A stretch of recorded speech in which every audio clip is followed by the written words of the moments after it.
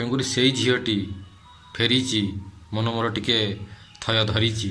ଆହା ହା ହା। ନବୀନ ବାବୁ ଖାସ୍ କରି ଯେହେତୁ ଚିଲେଇଲେ, ଆରମ୍ଭ କଲେ, ଗର୍ଜିଲେ କଳିଙ୍ଗ ମହାନାୟକ, ତାପରେ ଏ କାର୍ଯ୍ୟାନୁଷ୍ଠାନ ଗ୍ରହଣ କରାଯାଇଛି, ନହେଲେ କେବେ ନିଆ ହେଇନଥାନ୍ତା। ଏ ଯାହା ହଉ ଭଲ ହେଲା। ତେଣୁକରି ଇଏ ପାର୍ଟି ନୁହଁ, ଏ କାମ ନୁହଁ। ତାଙ୍କ ଗାଁରେ ଭବ୍ୟ ସ୍ୱାଗତ କରାଯାଇଛି ଫୁଲମାଳ ଦେଇକି, ପୁରା ଛେଳି ଭଳିଆ ଦେଖାଯାଉଛି। ଛେଳିକୁ ଯେମିତି ବୋଦାକୁ ମାନେ ବଳି ଦେବା ପୂର୍ବରୁ ଯେମିତି ମାଳ ପିନ୍ଧନ୍ତି ସେଇଗୁଡ଼ା ନିଆଯାଇଛି ତାକୁ। ମୋତେ ହସ ଲାଗୁଥିଲା, କିନ୍ତୁ ଭାରି ଖୁସି। ଯାହା ହଉ ଝିଅଟି ଫେରି ଆସିଛି। ଯୁଦ୍ଧ ସରିନି, ସଂଗ୍ରାମ ସରିନି। ସେ ଦୁର୍ବୃତ୍ତ ସବୁ କୁଆଡ଼େ ଗଲେ? ଯିଏ ଲକ୍ଷ ଲକ୍ଷ ଟଙ୍କା ଚାନ୍ଦା ମାଗୁଥିଲେ, ଚାନ୍ଦା ବି ଲକ୍ଷେ ଟଙ୍କା। ମୁଁ ବି ସେ ଭିଡ଼ିଓରେ କହିଥିଲି ଯଦି ସେ ସୁରକ୍ଷିତ ଭାବରେ ଘରକୁ ନ ଫେରେ ତାହେଲେ ଆମେ ଆଉ ମୋର ଫେଭରାଇଟ୍ ରଜ ମୁଁ ଆଉ ପାଳିବିନି। ସେ ଭିଡ଼ିଓରେ ମୁଁ କହିଥିଲି। ଜୟ ଶ୍ରୀକୃଷ୍ଣ, ଜୟ ମହାପ୍ରଭୁ ଶ୍ରୀ ଜଗନ୍ନାଥ ସ୍ୱାମୀ ଭକ୍ତଗଣ, ତାଙ୍କମାନେ ମାତାଜୀ ପ୍ରଭୁଜୀ। ସେଇ ଝିଅଟି ଫେରିଲା, ଝିଅ ହେଲେ ସରିନି ସଂଗ୍ରାମ। ଆପଣ ଯଦି ମୋର ପୂର୍ବ ଭିଡ଼ିଓ ଦେଖିପାରିବେ, ବହୁତ ସପୋର୍ଟ କରିଥିଲେ, ଆପଣ ଭଲ ପାଇବା ଦେଇଥିଲେ। ଆମେ ବି ଚାହିଁଥିଲୁ ସେ କେମିତି ବଞ୍ଚିଯାଉ, କେମିତି ଘରକୁ ଫେରୁ।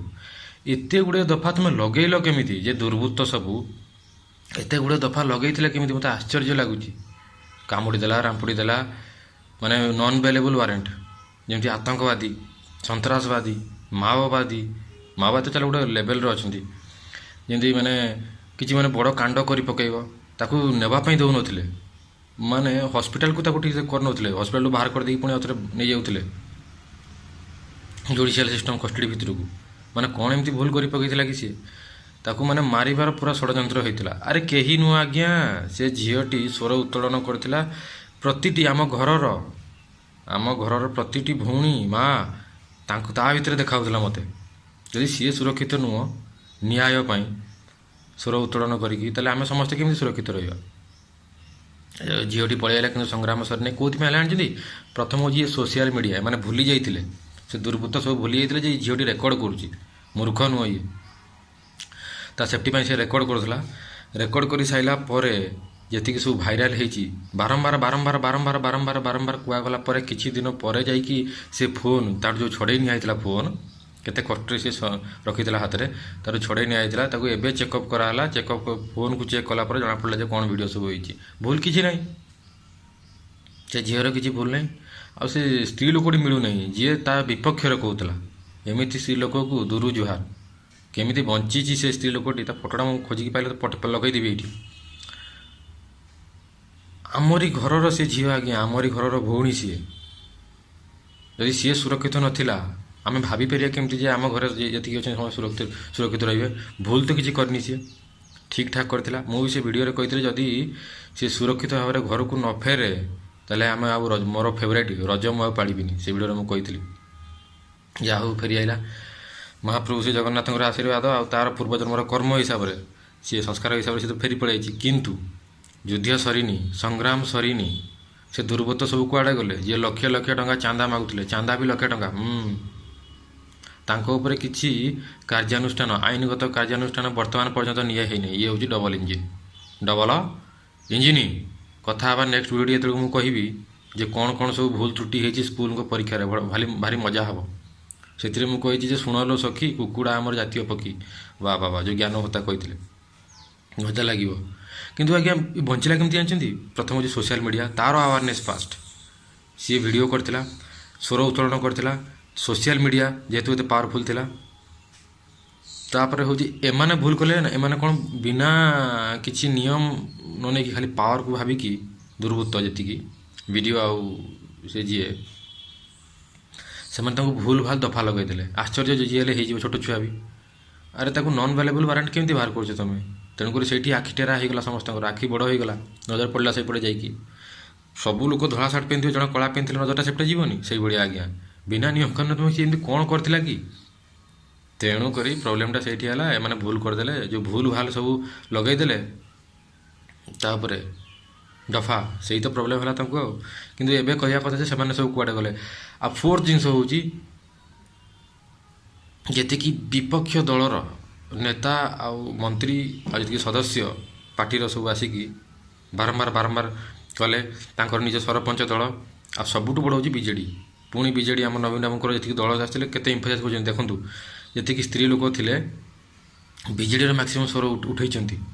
जोटा नारी सशक्तिकरण मिशन शक्ति जहाँ भी हो यांकर तो किसी ठीक ना तापर नवीन बाबू खास करी मो से वीडियो भी आपको बनईकि देखी जे नवीन बाबू गर्जिले से थंबनेल देउची आप चाहिए देखिपारे तो लिंक भी मुझे डिस्क्रिप्शन में देदेवी नवीन बाबू खास करी जेहेतु चिल्लेइले आरंभ कले गर्जिले कलिंग महानायक तापर ये कार्यानुष्ठान ग्रहण कराई ना केवे निया था जहाँ हो भल है तेणुक ये पार्टी नुह ये कम नुह फूल कम नुह शंख थिला शंख अच्छी शंख रेणुक से झीटी फेरी मन मोर टिके थय धरी आहा हा हा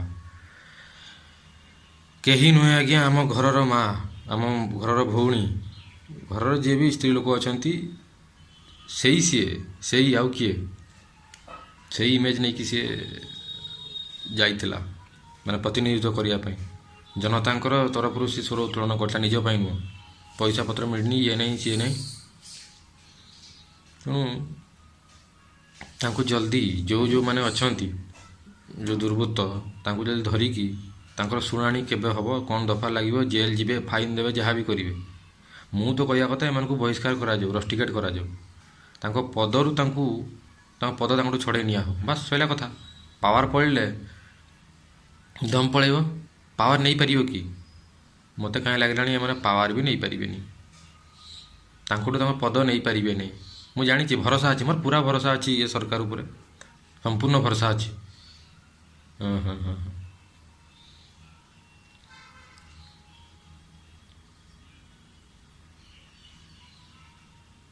एबे से झीर स्वास्थ्य अवस्था माने ठीक लेवल को पलि जाइए किंतु देखंतु ऑफ कैमरा तापर केते निर्यातना दिया होता तो प्रतिटी शरीर शरीर प्रतिटी अंगर देखंतु केते